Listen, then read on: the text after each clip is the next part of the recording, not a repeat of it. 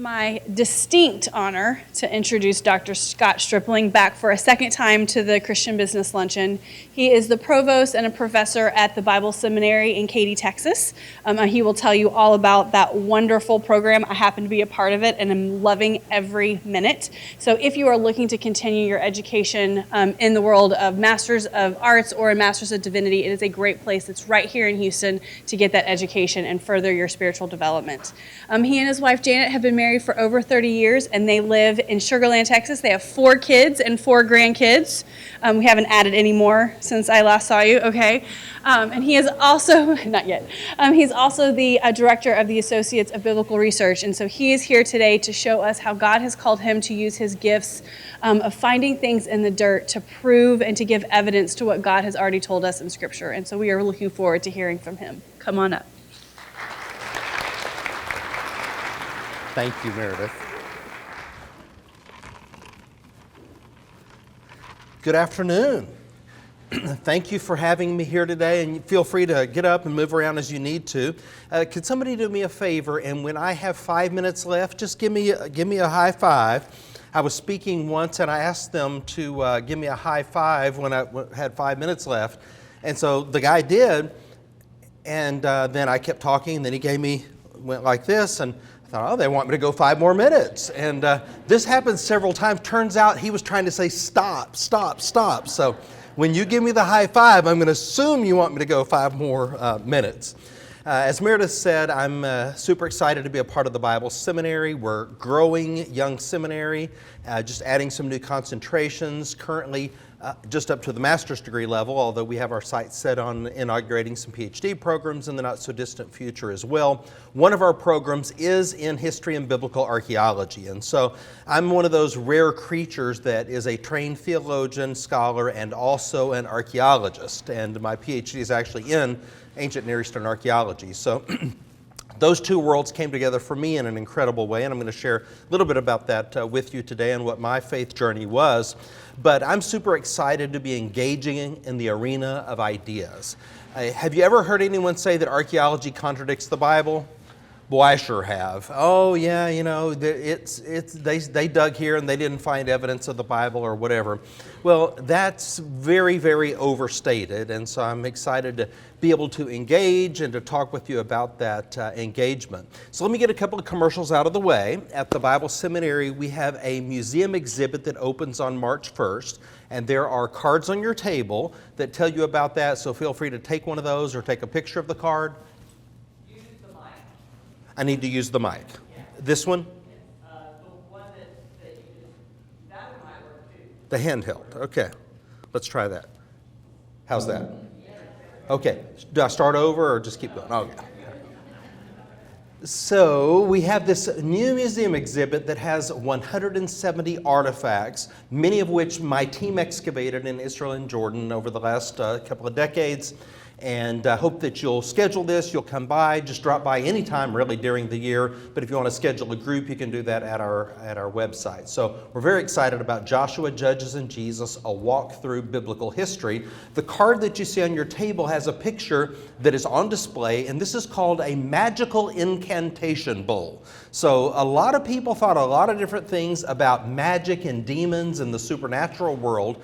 And so we have these 2 bowls, and if you look carefully at that picture, you'll see the picture of a demon at the center of the bowl, and that is Aramaic script that is going around in a concentric circle, and so it is a script intended to bind that demon, and then the bowl is turned upside down. Over 4,000 of these bowls have been excavated. They're always upside down, and they are incantations or spells intended to bind the demons. Some of them even have the name of Jesus in it. So they're very eclectic, like in the name of Beelzebub, in the name of Isis, in the name of Jesus of Nazareth. So just throwing out any name that they think might have power, binding these demons.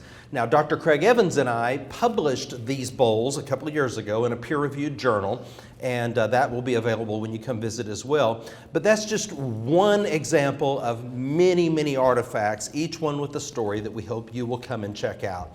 I am the Director of Excavations for the Associates for Biblical Research.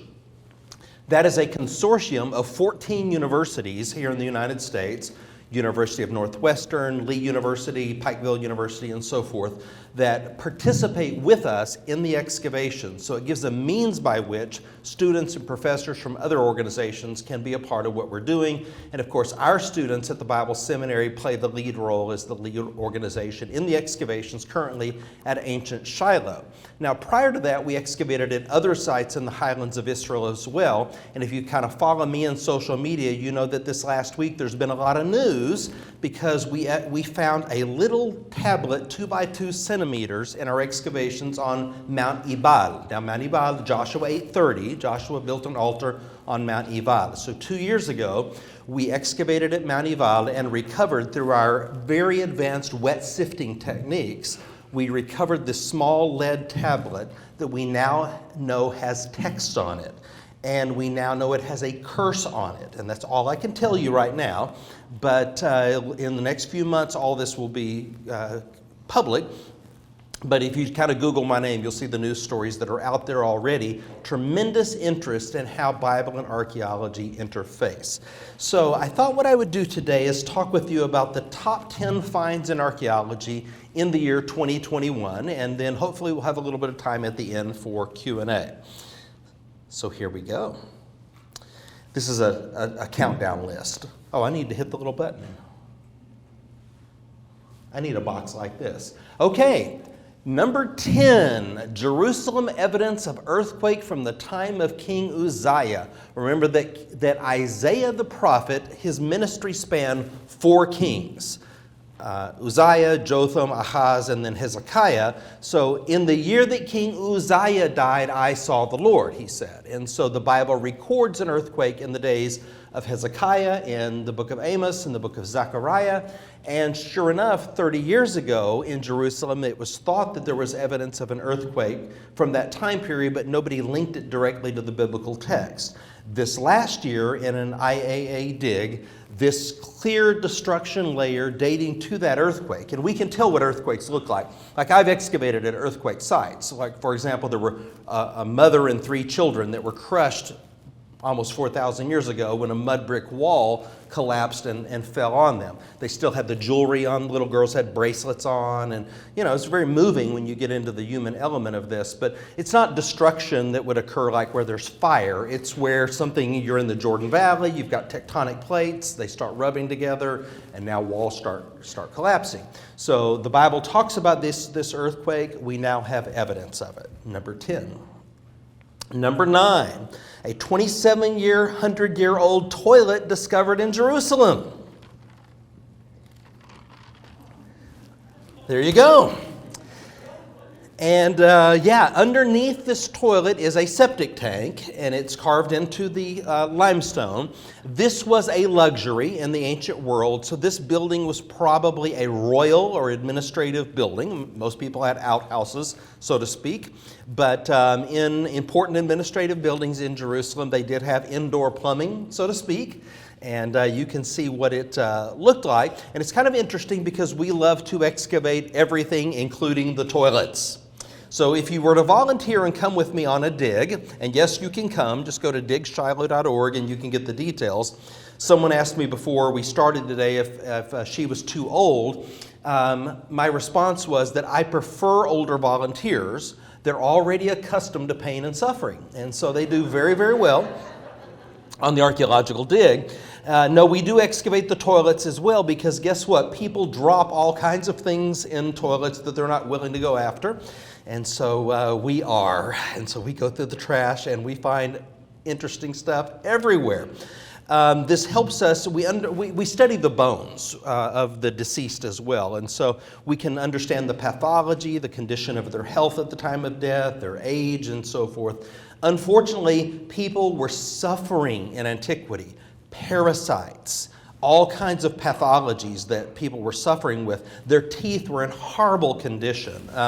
They ground their bread daily, and so microscopic pieces of this hard volcanic type stone would break off. They didn't know it, but it's in their daily bread. And you're eating that every day. Guess what that's doing to the enamel on your teeth? It's destroying the enamel. And when you lose the enamel on your teeth, Now you're going to have abscesses. Those abscesses are near the brain, and you can't begin to imagine the level of suffering in the biblical world that people were enduring. And so when they heard someone like Jesus of Nazareth was passing by, no wonder the crowds were just fanatically flocking to him. And we have stories, of course, in the New Testament about people who spend all their money at doctors. They still weren't any better. So what do they resort to? What is that card?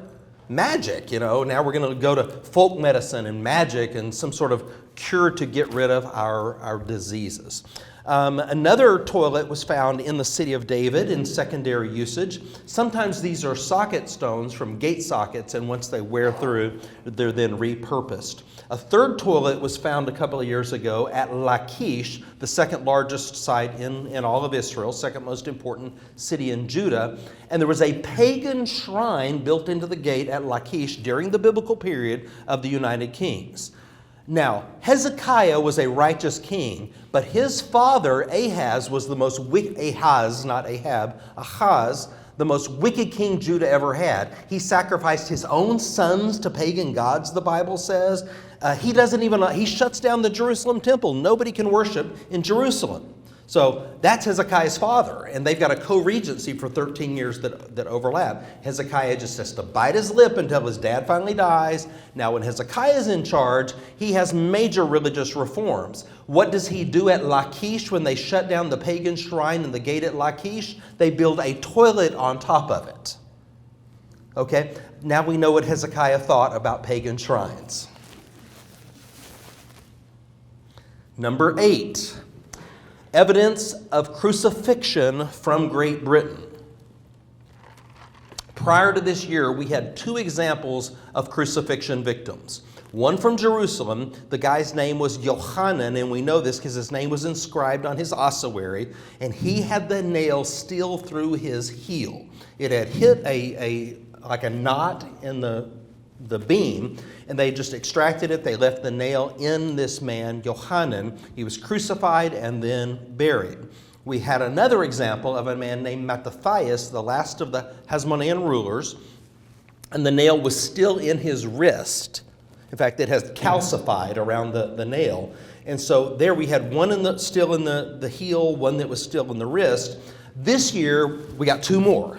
Okay, and so this one, when I put my list together, we just had this one, and you can see the nail through this guy's heel. This is about 3rd century in Great Britain, and then just before coming to press, so to speak, we have another crucifixion victim with the nail through the hand. So in this last year, we added 2 more.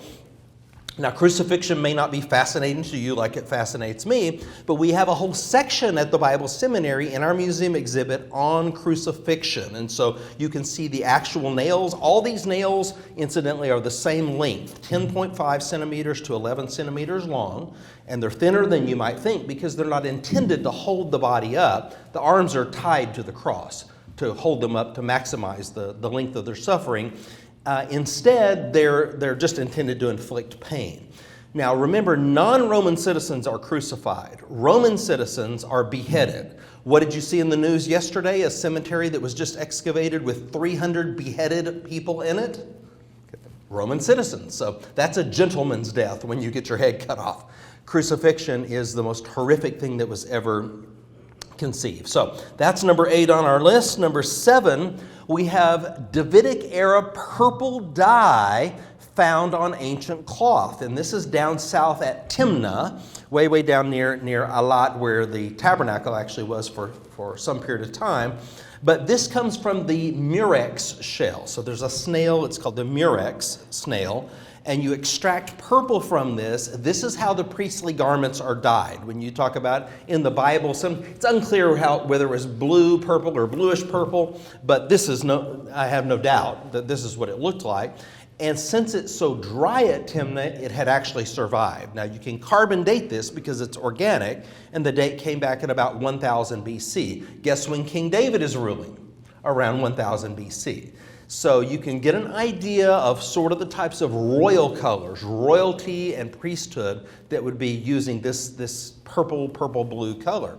Now in the tabernacle, the Mishkan, you also have a dyeing of some of the textiles there in this very same color. So this might also help you. Sometimes we think of maybe the ancient world as being very drab or black and white, or we think of pilgrims being, wearing black and white. Nothing could be further from the truth, by the way. The pilgrims dressed in very colorful clothes and enjoyed all kinds of things. It's not like they were this dire, serious group of people all the time. Same thing in the biblical world. It's a very rich assortment, a menagerie of colors and foods and drinks and excitement in their lives.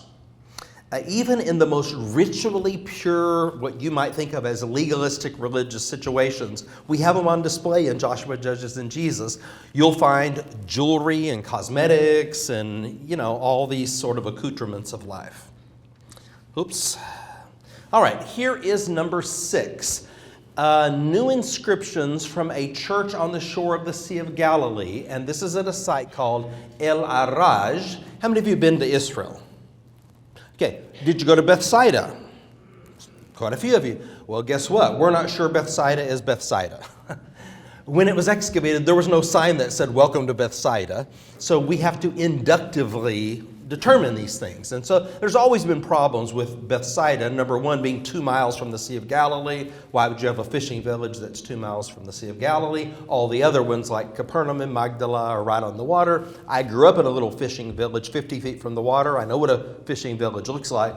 So this new site of el-Araj is very promising, and these inscriptions seem to indicate that the Church of the Apostles was located there, which, according to early church history, we have the house of Peter at Bethsaida. Remember, 6 or 7 of the disciples are from this one little town on the Sea of Galilee. And so this was ripe ground for Jesus. So we are looking at this in the coming years with great interest. Number 5, the Stela of Pharaoh Hophra was discovered in a farmer's field in Egypt. Now, when you go to Egypt, it is so bizarre, so backward in many ways.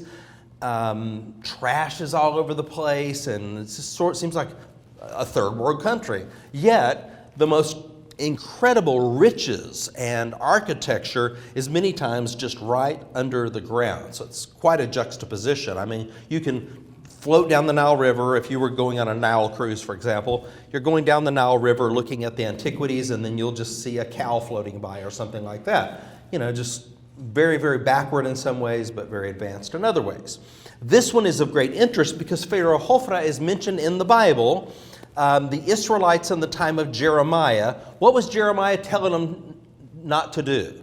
Do not make a treaty with Egypt. See, their problem was with Babylon, and they're wanting to get away from Babylon, and they're looking toward Egypt. And Jeremiah is telling them, don't look to Egypt for your help. Where are you supposed to look? Look to the Lord. If you look to Egypt, God is going to allow you to be destroyed. And he says in Jeremiah 7:12, go now to Shiloh and see what I did there. You think I didn't love Shiloh with all my heart, where I first caused my name to dwell? But I allowed them to be destroyed because they would not look to me. Don't think I won't allow Jerusalem to be destroyed. So what did Jeremiah's contemporaries do to him? They threw him into a cistern. And that cistern, by the way, has been found in Jerusalem. Threw him into a cistern where he was sinking down into the miry clay, down into the mud. Turns out Jeremiah was right. They looked to Egypt. God was displeased. And the Bible tells us the place where this stela is found in Egypt is actually mentioned in the book of Jeremiah. It's right next to where Jeremiah goes and denounces Pharaoh Hophra. So here we have this Pharaoh Hophra mentioned in the book of Jeremiah, and now there you have his name and you have a contextualization. This is what we call a synchronism between the archaeological data and the biblical text. When you come to our museum exhibit, what you're going to hear about are real people, real places, real events. All right? We're not talking about mythology here. Every queen, every ruler mentioned in the New Testament, Herod the Great, Herod Antipas, Herod Agrippa I and II, and Festus and Felix and Pontius Pilate, and on and on and on, everyone mentioned in the New Testament, we have their coins. My team excavated them. We didn't hide them down there with those images. Let's put the image of Pontius Pilate on this coin so we can prove the Bible. No, that's how we found it. But did you know that up until 1961, many scholars denied the existence of Pontius Pilate? The Bible's just mythology. We've got no record of Pilate outside the Bible.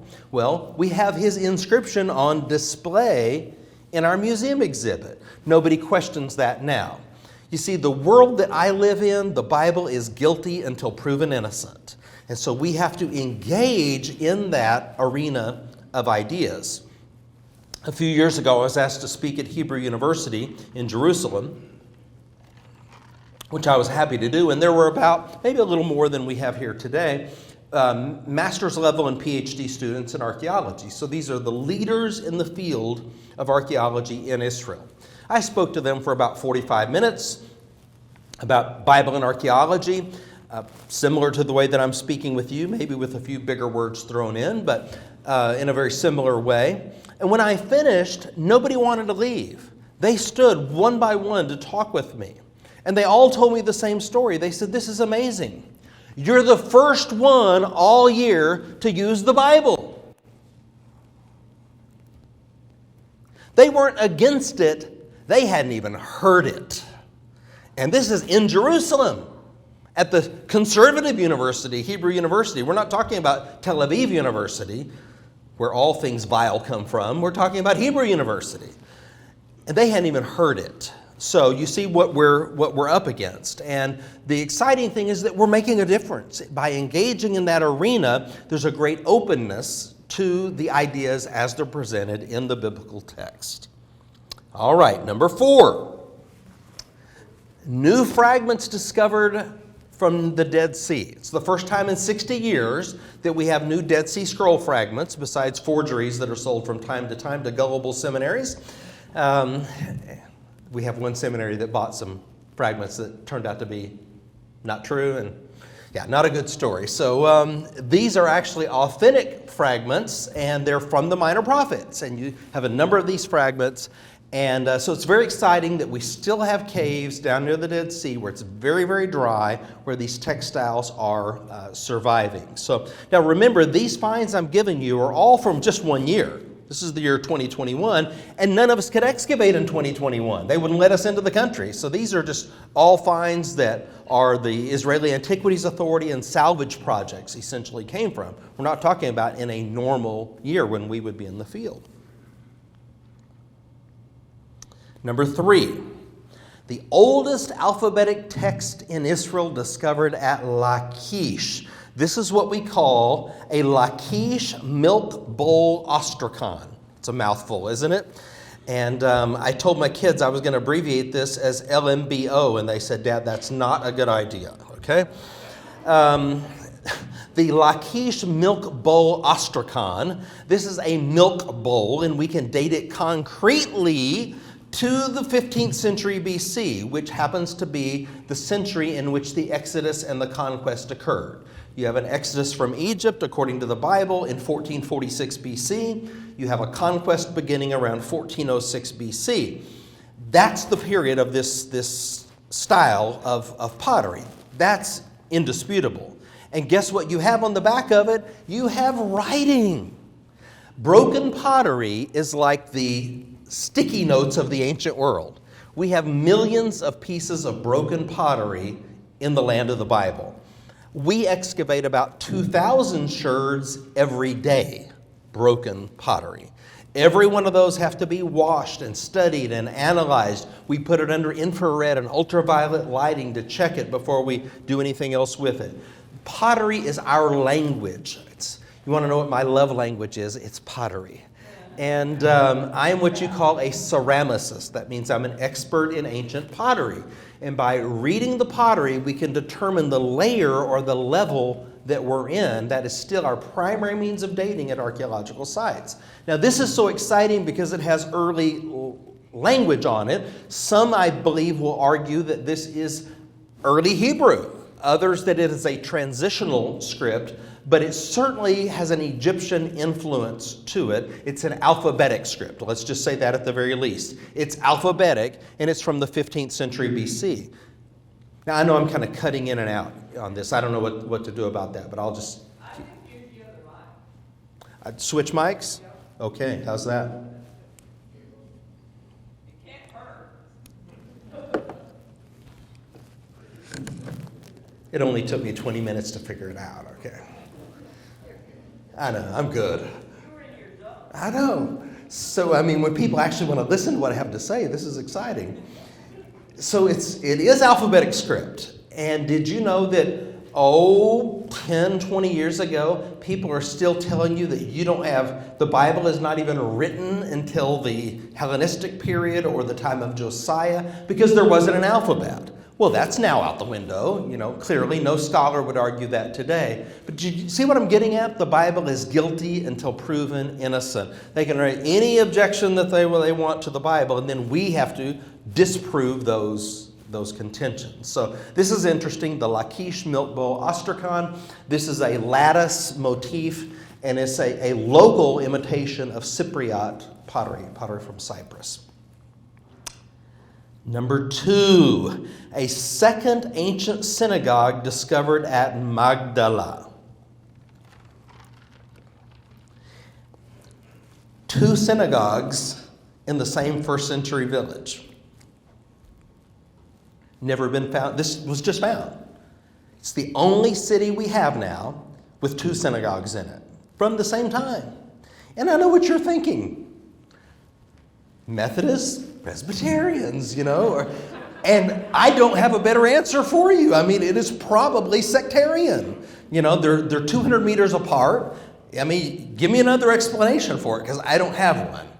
Now, I just published an article called The Rise of Synagogues in Biblical Times. You can get my article for free off my academia page. Just go to academia.edu. You can get the article on synagogues. So this wasn't in it, of course, because this was just found.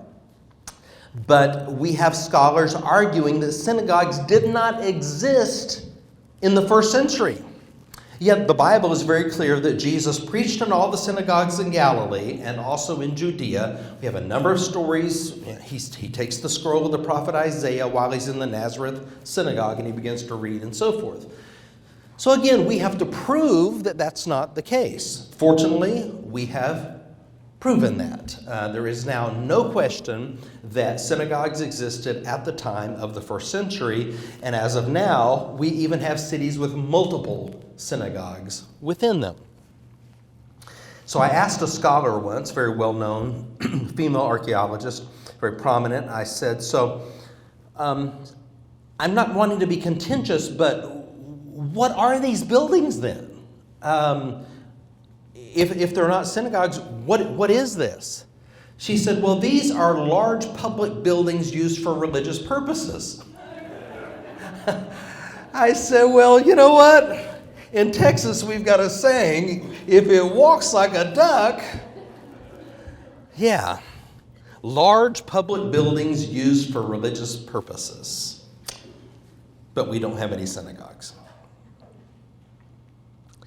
And number 1, the biblical name Zerubbabel found on a pottery sherd from the time of the Judges. So this is very, very early. You're talking 1100 BC, and this has the name Zerubbabel.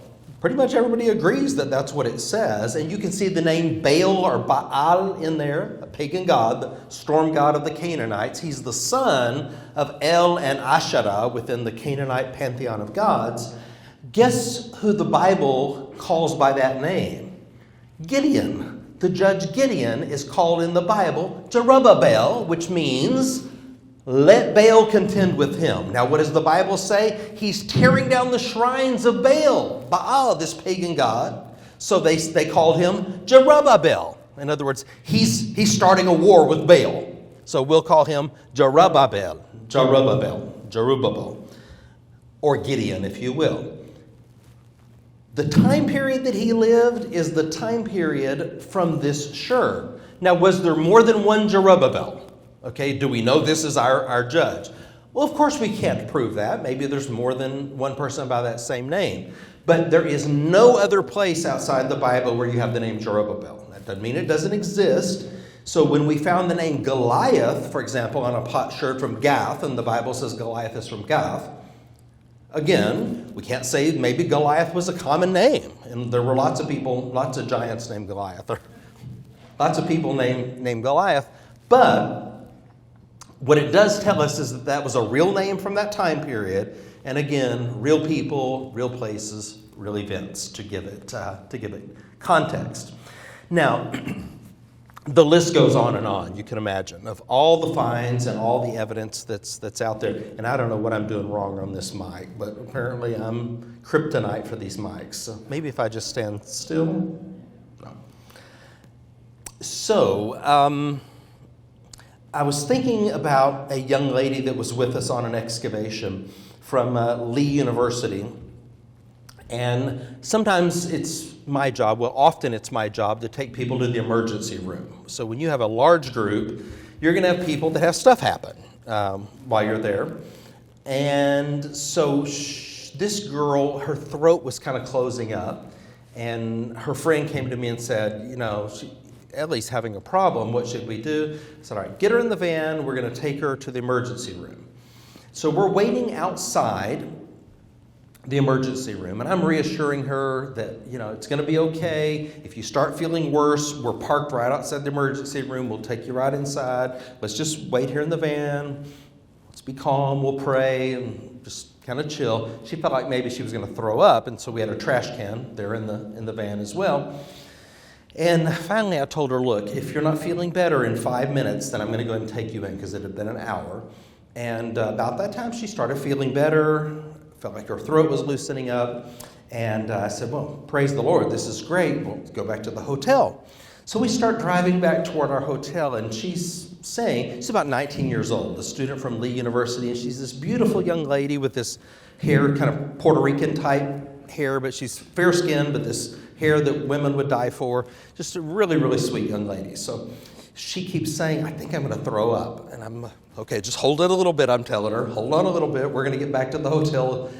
So as soon as we pull up in the hotel parking lot, she climbs out, and down on all four in the parking lot, she hurls. I mean, from Dan to Beersheba, okay? I mean, it's not pretty.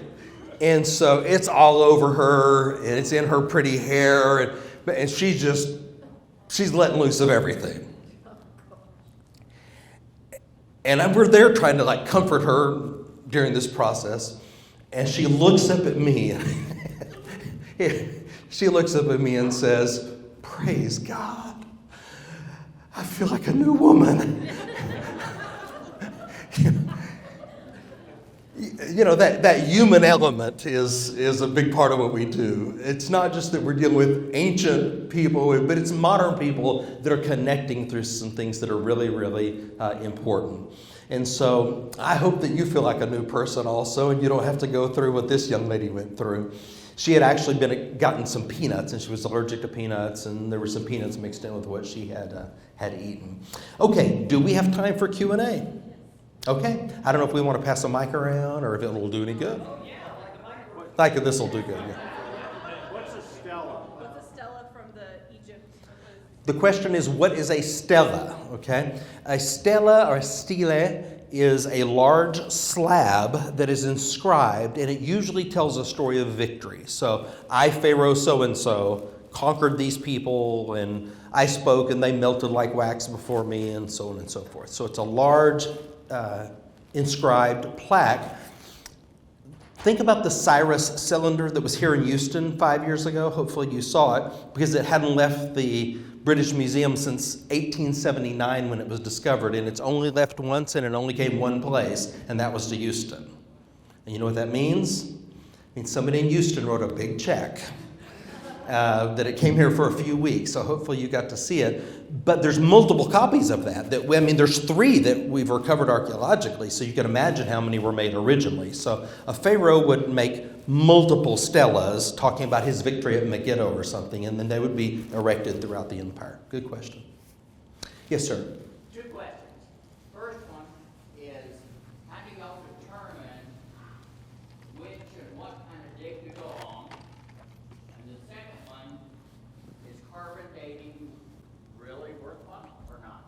Okay, number one, how do we determine where to dig? My research interest lies within the highlands of Israel. So that's from Hebron in the south to Shechem in the north, at that highest elevation where the Israelites first had their first colonies, if you will. So we've excavated at sites in that corridor. So how do we know if it's a site? Well, many times the Bible gives us the clues. Read Judges 18, it will tell you exactly how to get to Shiloh. The geographical outlay is right there. And that's what Edward Robinson used in 1838, the great American explorer Edward Robinson. Read Judges 18, and it led him right to Khirbet Siloon, and that's where we're excavating. So, different ways. Carbon dating, is it a reliable metric? Done properly, yes it is. I know carbon dating has taken a beating sort of in evangelical circles.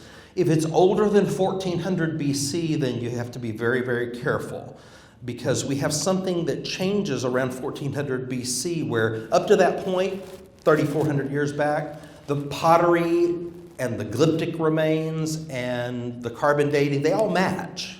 You'll get within 50 years a synchronism. But when you get back to 1400 BC, then they no longer match. And you get an offset, and the further back you go in time, the more that the carbon date offsets. So what happened environmentally 3,400 years ago, I don't know. But something did, because the rate of carbon absorption differs at that time. So done properly, and we use it all the time to get good dating, but if it's older than 1400, then you have to be very, very careful. And so I wouldn't use it as the sole metric. When you get carbon dates like this bone from Ethiopia is 2.2 million years old, and it's only based on carbon dating, that is worthless. That's worthless, absolutely. Saw another hand over here, I think. Same question, great. Yes, ma'am. Is your exhibition at your location on South Mason Road? Yes, the exhibit is on our main campus on South Mason Road. Okay, you can just show up. If you want to do a self-guided tour, you're welcome to come by anytime. There's so much information that you may want to go more than once just to soak it all in. But if you want a guided tour, just go to our website. You can schedule right there online. There's a QR code you can scan, or you can go online, or you can just call the office if that's easier. Schedule an exhibit. I don't think it's open until February 11th, right? February 1. I'm sorry, March 1. With the registration. Registration's not open yet? Well, then call the office, because I know we're already registering. Yes, you have We- to email carousels. Okay, thank you. We have a lot of groups, I know they're already registered, so if you want to get signed up now, please do so. Bible Seminary, EDU. Yes, ma'am. Yes, love to have you. And we have a number of people giving tours. We have docents that are trained, students of mine that are there. And then if you want to request me, you can request me as well. And if I'm available, then you may have heard all you ever want to hear from me today. But if you want to hear from me when you go, then, and if I'm available, I'll be happy to do that. I'm going to be gone for most of the summer excavating in Israel, and so there will be other people available during those times. Yes, sir.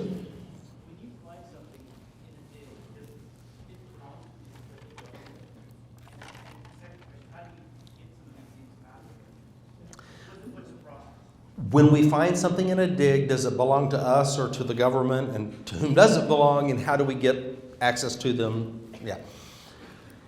Everything we excavate in Israel, because I've also worked in Jordan, but the country where we're digging owns the material. And so they have massive storage rooms. Do you remember how the Indiana Jones movie ended with that big storage room where the ark is put inside there? Those warehouses exist, okay? And so they're organized, and so you can find your material inside those. And so like there's a storage unit with my name on it inside the IAA that has our stuff in it that we go back and forth to all the time to get stuff in and out of, to study, to get ready for publication, for display.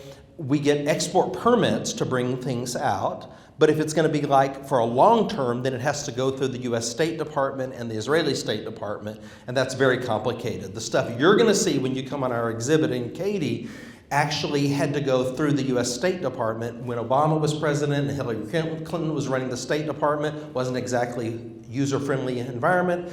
And it had to be published in the Federal Register, and it was a very complicated process. And it all came together the last day. The very last day before the deadline, all the paperwork came through. And so That's how you do it. You pray. Anybody else? Yes. Is Israel open again for church to go over there? Can you talk a little more about those trips that go on the digs? Okay, Israel is open as of a few weeks ago. We have canceled 3 or 4 digs over the last 2 years, and we were going over the winter to do a project, and then last minute this thing called Omicron showed up, and that shut us down again. But yes, they are open. We're planning and very optimistic about being there in May and June, digging this year. And if anyone's interested in going, it's go to digshiloh.org, digshiloh.org. And details are there, and you can travel with us. We do a pre-dig tour and a post-dig tour, so if you want to come and tour and then dig, or dig and then tour, you can do that as well. And someone's probably thinking, well, how much does it cost? And my question is, well, how much do you have? I mean, everything's negotiable. So yeah, see me. Anybody else? Okay, well, thank you for being attentive. Enjoyed being with you.